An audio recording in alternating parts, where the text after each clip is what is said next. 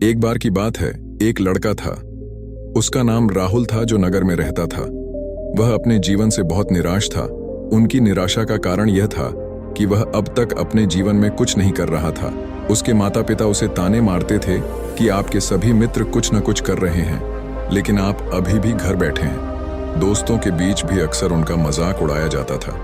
वह कहीं जाता तो लोग उससे पूछते कि आप क्या कर रहे हैं। उसे यह बताने में भी शर्म आ रही थी। वह कुछ नहीं कर रहा था। धीरे धीरे उसने रिश्तेदारों से मिलना जुलना कम कर दिया और लोगों से मिलना भी बंद कर दिया। वह ज्यादातर समय घर पर ही रहता है। वह अकेला रोता है और भगवान को कोसता है और अपनी किस्मत को दोष देता है। अब उसे अपना जीवन बोझ लगने लगा था। कभी कभी वह सोचता कि कब वह कुछ करने के योग्य बनेगा, और फिर वह सोचता कि जिंदा रहने से अच्छा मर जाना है। एक दिन वह अपने नगर की एक गली से गुजर रहा था। तभी उसने देखा कि एक उपदेशक दुख और परेशानियों पर उपदेश दे रहा है। वह भी उसी भीड़ में सबसे पीछे बैठ गया और गुरु के प्रवचन सुनने लगा। उपदेशक कह रहा था, दुख एक शिक्षक की तरह है जो हमें जीवन की सच्चाई दिखाता है और हमें जीने का सही तरीका सिखाता है।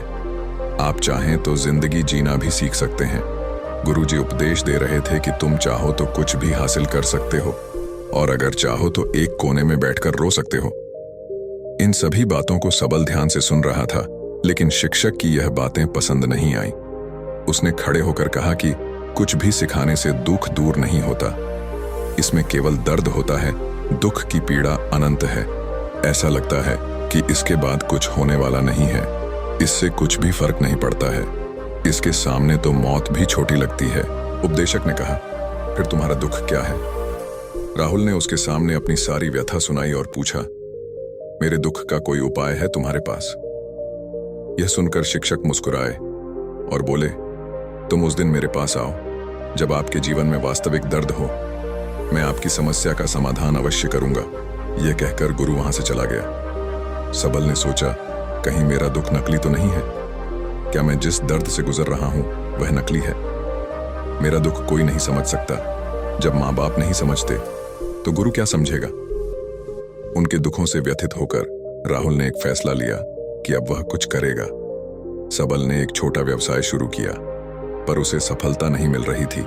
लेकिन उसके घर वाले पूछते हैं कि क्या वह कुछ कोशिश कर रहा है। वह अपने व्यवसाय में लगा रहा और धीरे धीरे उन्हें सफलता मिलने लगी। फिर उसने गति पकड़ी और केवल 3 साल के अंदर ही वह एक बड़ा बिजनेसमैन बन गया। अब राहुल के आसपास ऐसे कई लोग थे जो उसकी परवाह करता था, जो उससे प्यार करता था।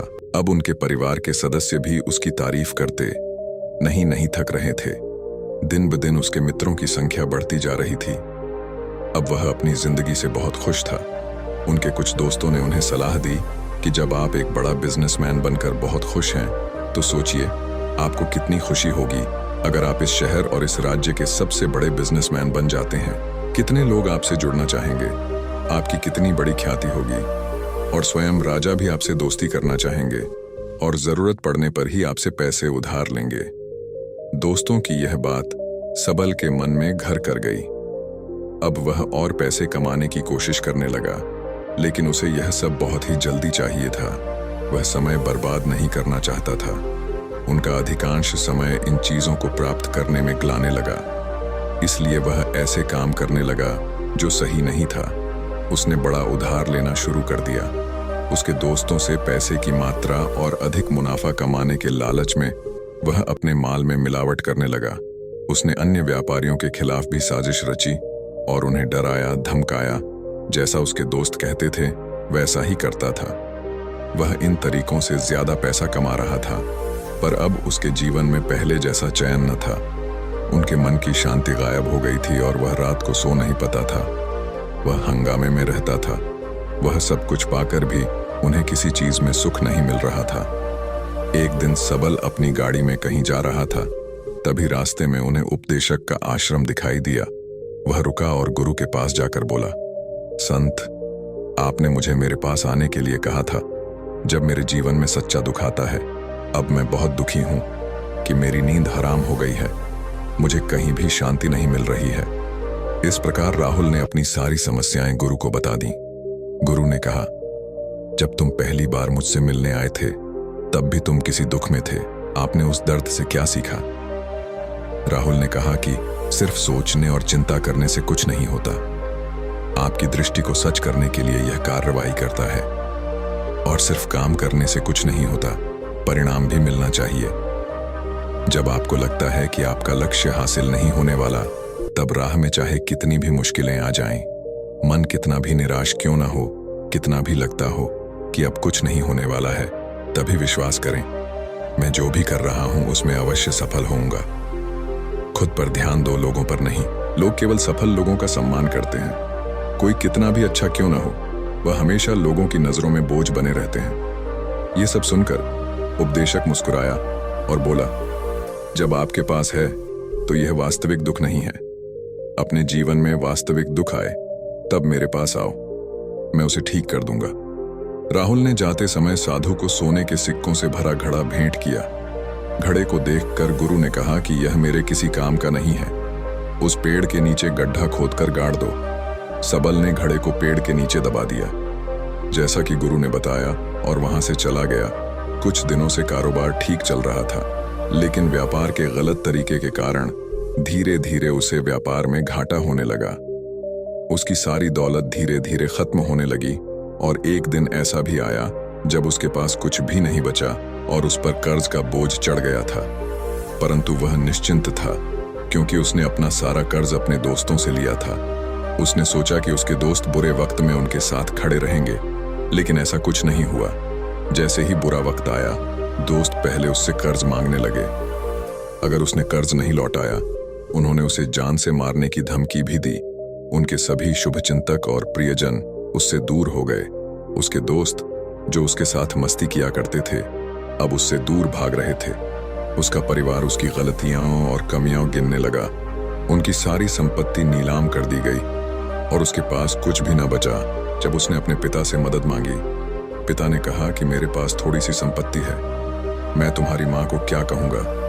अगर मैं तुम्हें दे दूं यह संपत्ति, हमारा अंतिम उपाय है। राहुल के मन में गहरा दुख छा गया। उसके आसपास कोई नहीं था जो उनके दुख को समझ सके, जो उसे संभाल सके। जनता के इस विश्वासघात के कारण वह अंदर से टूट चुका था। वह सोचने लगा कि अब जीने का क्या मतलब है, अब मौत ही मेरा सहारा है।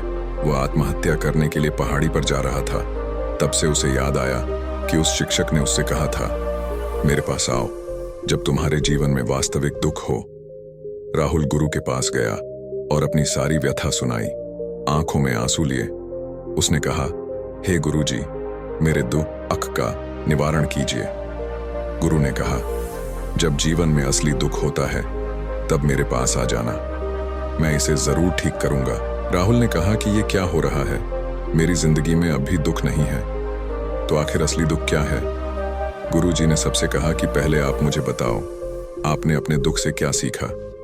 राहुल ने कहा कि मैंने वह सीखा, जो लोग हमारे जीवन में आते हैं वह हमारी सफलता और प्रगति के कारण वो हमें धोखा जरूर देंगे, क्योंकि बुरे समय में वे हमारे साथ नहीं खड़े होंगे। वे अच्छे समय में ही हमारा फायदा उठाएंगे और बुरे समय में हमें छोड़ देंगे।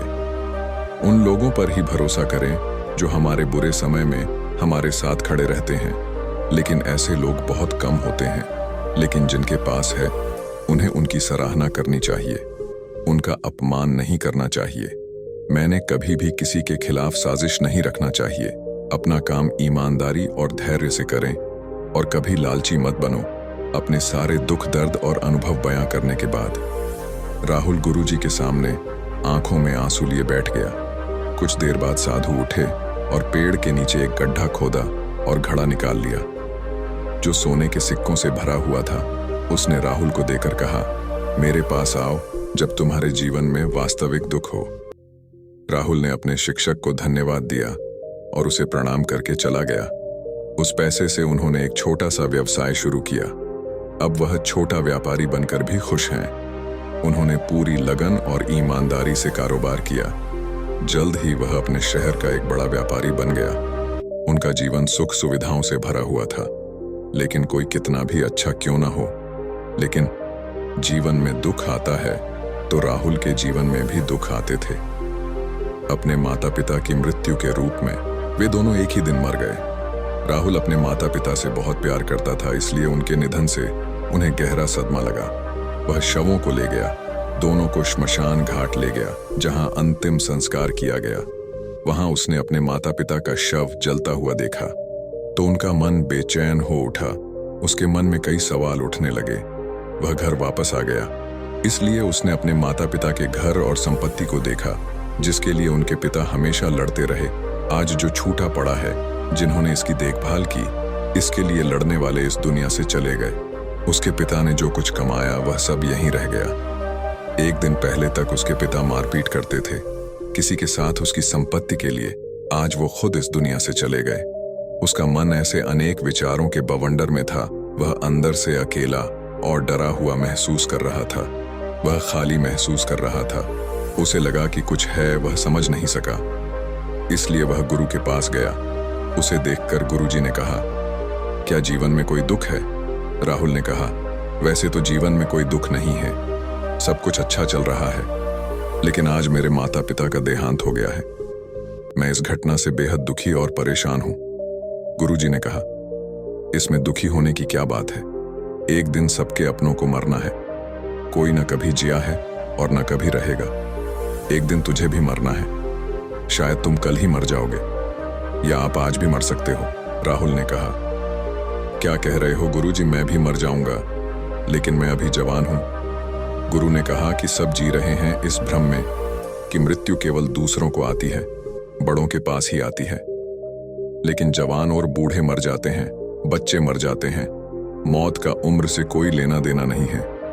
यह सभी को प्रभावित करता है। मास्टर जी की ये बातें सबल के मन में घर कर गईं और वह चुपचाप चला गया। लेकिन उसका मन अभी भी बेचैन था। वह खाली महसूस कर रहा था। वह सारा दिन अपने बारे में ही सोचता रहा कि वह कौन है, वह इस दुनिया में क्यों आया है, क्या जीवन का लक्ष्य केवल चीजों को खाना और मरना है? ऐसे कई सवाल उसके दिमाग में लगातार उठ रहे थे, लेकिन उन्हें अपने किसी भी सवाल का जवाब नहीं मिल रहा था और उसका दुख दिन ब दिन बढ़ता ही जा रहा था। इसलिए कुछ दिन बाद वह फिर से गुरुजी के पास पहुंचा और बोला, हे स्वामी, मैं बहुत दुखी हूं क्योंकि मैं यह नहीं जान पा रहा हूं कि मैं कौन हूं और मैं इस दुनिया में क्यों आया। यह सुनकर गुरुजी मुस्कुराए और बोले, आज आपके जीवन में पहली बार सच्चा दुख उत्पन्न हो गया है। यह वास्तव में दुख कहलाने के लायक है। हम नहीं जानते कि हम कौन हैं, हम क्यों आए हैं, क्या करें, कैसे करना है। सबल ने अपने गुरु से कहा कि उसकी दुर्दशा दूर करो। गुरु ने कहा कि हम सभी इंसान हैं, जीवन भर संग्रह करते रहते हैं। राहुल ने कहा कि सभी इंसान जीवन भर धन, सम्मान, परिवार, प्रतिष्ठा, मित्र, शत्रु आदि जमा करता है। गुरु ने पूछा, क्या हम एकत्रित की गई चीजों में से कुछ भी अपने साथ ले जा सकते हैं? सबल ने कहा, कोई भी इंसान अपने साथ कुछ भी नहीं ले जा सकता, वह सिर्फ अकेला ही जाता है। मेरे माता पिता भी अपने साथ कुछ भी नहीं लेकर गए। सब कुछ धन संपत्ति, वैभव, सब कुछ यहां पर छोड़ कर गए। शिक्षक ने कहा, अब मेरी बात ध्यान से सुनो। इस संसार में हमें जो संग्रह करना चाहिए वह हम नहीं करते। चीजें हमारे सामने होती हैं, लेकिन हम उन्हें देखने की कोशिश नहीं करते। हमें इस दुनिया में जो कुछ भी इकट्ठा करना है वह हम खुद हैं। हमें खुद को जुटाना होगा ताकि जब हम मरें तो हम एकजुट हो सकें और खुद को पहचानने में सक्षम होने के लिए हम अंदर बंटे हुए हैं। हम प्यार, नफरत, गुस्सा, ईर्ष्या में बंटे हुए हैं। क्रूरता, धन, स्थिति, प्रतिष्ठा, सम्मान, पहचान, धर्म, जाति, सैकड़ों हजारों ऐसी चीजों और इच्छाओं में हम विभाजित हैं और टुकड़ों में जीवन जी रहे हैं। इस विभाजन के कारण हमारी चेतना कभी एक नहीं हो सकती। हमारी चेतना शक्ति बिखरी हुई है, इसलिए हमारे पास इतना समय नहीं है, इतनी ऊर्जा नहीं कि हम मुड़ सकते हैं और अपने भीतर देख सकते हैं। वास्तव में धन, सम्मान और सुविधाओं का अभाव, लोग इसे दुख समझते हैं और जीवन भर के लिए जो दुख कहकर रोते रहते हैं और समाधान खोजने का प्रयास करते रहते हैं, उन्हें अपना समाधान कभी नहीं मिलेगा, क्योंकि जिसे लोग दुख कहते हैं वह वास्तविक दुख नहीं है। यह सिर्फ एक आदमी की इच्छा है। उसकी इच्छा कभी पूरी नहीं होती, इसीलिए व्यक्ति को कभी उनके प्रश्नों का समाधान नहीं मिलता। इसलिए इन सब से परे, यदि आप अपने दुखों का अंतिम समाधान चाहते हैं तो सबसे पहले खुद को समेटो। इस दुनिया से अपनी ऊर्जा वापस ले लो और इकट्ठा करो। अपने आप पर ध्यान केंद्रित करो, स्वयं पर ध्यान दो। अपने मृत्यु से पहले अपने आप को जानने की कोशिश करो, बिखरो मत। राहुल ने कहा, तो गुरुजी, क्या हम इस संसार को छोड़ दें? हमारी सभी इच्छाओं को मार देना चाहिए। किसी से प्रेम नहीं करना चाहिए, धन संग्रह नहीं करना चाहिए, सम्मान की आशा छोड़ देनी चाहिए। शिक्षक ने कहा कि भावनाओं और इच्छाओं ऐसे बिखरे हुए मनुष्य में से निकल आओ, जैसे कोई पत्थर पहाड़ से गिरे जिस पर पर्वत का कोई वश नहीं है सिवाय देखने के, परेशान होना और कुछ खोना। वैसे ही बिखरे हुए मनुष्य की इच्छाएं बेकाबू और दर्दनाक हैं। उसका अनियंत्रित मन इच्छा करता रहता है और कल्पना करता रहता है, और यह दुख देता है। लेकिन जब एक व्यक्ति अपने मन को एकत्र करता है तो वह जो कुछ भी करता है वह उसके नियंत्रण में होता है। फिर उसकी इच्छा से इच्छाएं भी उत्पन्न होती हैं। राहुल ने कहा कि आपने मेरे असली दुख का समाधान कर दिया। आपका बहुत बहुत धन्यवाद। अब से मैं खुद को समेटने, खुद को तराशने की कोशिश करूंगा। गुरुजी ने कहा कि मानव शरीर में बहुत ऊर्जा और शक्ति है, लेकिन यह फालतू के कामों में बटा हुआ है, बेकार की बातों में लगा हुआ है। यह एक बहुत ही शक्तिशाली मशीन की तरह है। एक बच्चे के हाथ में रखा जा रहा है और वह बिना सोचे समझे अपनी शक्ति बर्बाद कर रहा है, और बिना किसी नियंत्रण के। इसीलिए इस शक्ति पर ध्यान दें, अपनी चेतना, और इसे इकट्ठा करें। राहुल को अपने प्रश्नों का उत्तर मिल गया। उसने अपने गुरु का शुक्रिया अदा किया और चुपचाप चला गया। दोस्तों, उम्मीद है आपको यह कहानी पसंद आई होगी। अगर आपको यह कहानी पसंद आई हो तो अपने दोस्तों और परिवार के साथ जरूर शेयर करें। आपका कीमती समय देने के लिए धन्यवाद।